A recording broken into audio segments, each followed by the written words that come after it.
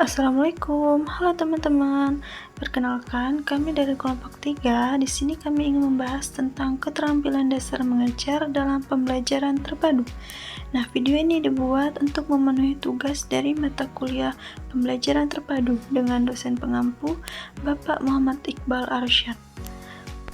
Nah, langsung saja yuk kita simak pembahasannya. Pembahasan pertama yaitu pengertian keterampilan dasar mengajar dalam pembelajaran terpadu. Keterampilan dasar mengajar dalam pembelajaran terpadu adalah seperangkat kemampuan yang harus dimiliki oleh guru dalam melaksanakan proses pembelajaran yang saling mengintegrasikan berbagai mata pelajaran atau tema. Nah, dalam konteks ini, guru dituntut untuk memiliki keterampilan seperti merumuskan tujuan pembelajaran, memilih metode dan strategi yang sesuai, serta mampu mengelola kelas agar siswa dapat memahami hubungan antar konsep secara holistik. Selain itu, guru juga perlu mahir dalam melaksanakan penilaian yang mencerminkan keberhasilan pembelajaran terpadu, baik dari aspek kognitif, efektif, maupun psikomotorik. Keterampilan ini sangat penting agar pembelajaran terasa lebih bermakna dan kontekstual bagi siswa. B. Keterampilan dasar mengajar yang harus dikuasai oleh guru. Ada 8. 1. Keterampilan bertanya, questioning skill.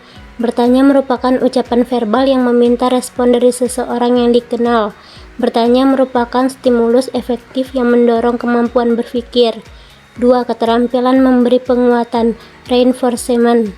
Penguatan adalah segala bentuk respon, apakah bersifat verbal ataupun non-verbal yang merupakan bagian dari modifikasi tingkah laku guru terhadap tingkah laku siswa yang bertujuan untuk memberikan informasi atau umpan balik feedback bagi si penerima siswa atau perbuatannya sebagai suatu tindak, dorongan ataupun koreksi. Yang ketiga, keterampilan mengadakan variasi, variation stimulus.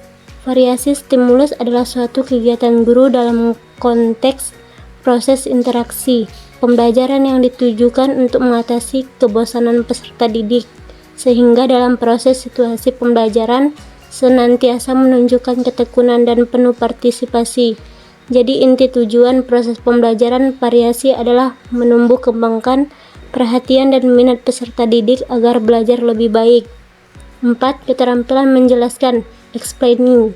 Keterampilan menjelaskan adalah penyajian informasi secara lisan yang dikelola secara sistematis untuk menunjukkan adanya hubungan antara satu dengan yang lainnya.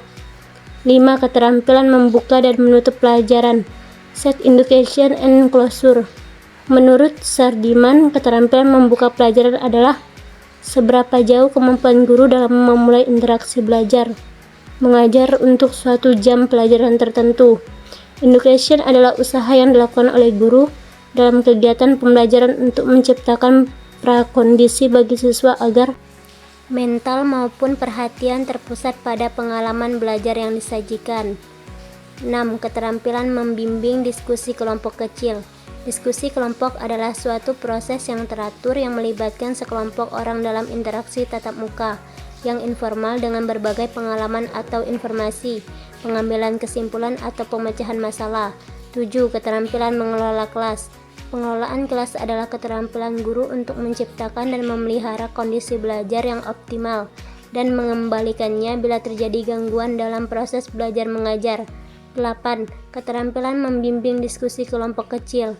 Membimbing diskusi kelompok berarti suatu proses yang teratur dengan melibatkan kelompok peserta didik dalam interaksi tatap muka kooperatif yang optimal, dengan tujuan berbagai informasi atau pengalaman mengambil keputusan. Prinsip pelaksanaan keterampilan dasar mengajar. Yang pertama yaitu ada kesesuaian.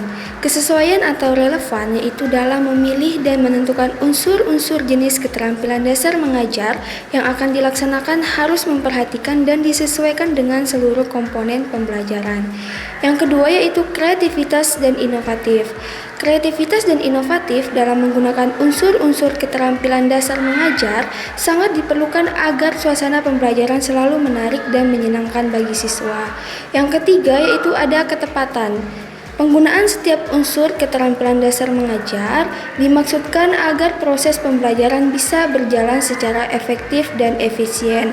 Oleh karena itu, penggunaan unsur-unsur keterampilan dasar mengajar harus memperhatikan aspek ketepatan atau akurasi, sehingga dapat mencapai sasaran pembelajaran yang diharapkan. Yang keempat, yaitu ada kebermanfaatan.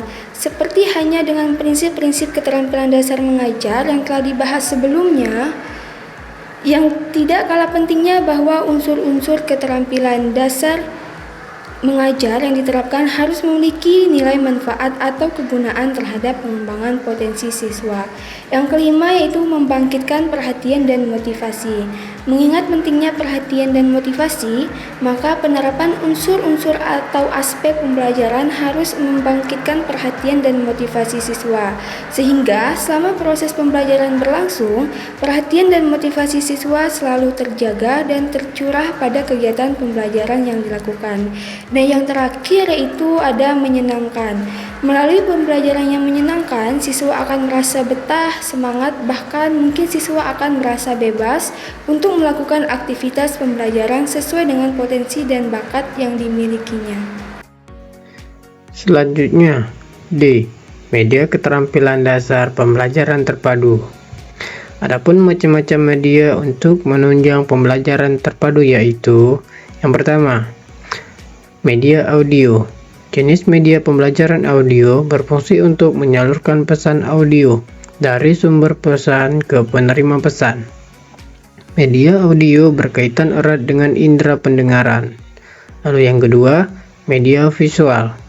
Jenis media pembelajaran visual adalah media yang hanya mengandalkan indera penglihatan. Jenis media pembelajaran visual menampilkan materialnya dengan menggunakan alat proyeksi atau proyektor. Lalu yang ketiga, ada media audiovisual. Media audiovisual adalah jenis media yang menggabungkan unsur suara, audio, dan gambar atau visual untuk menyampaikan pesan atau informasi.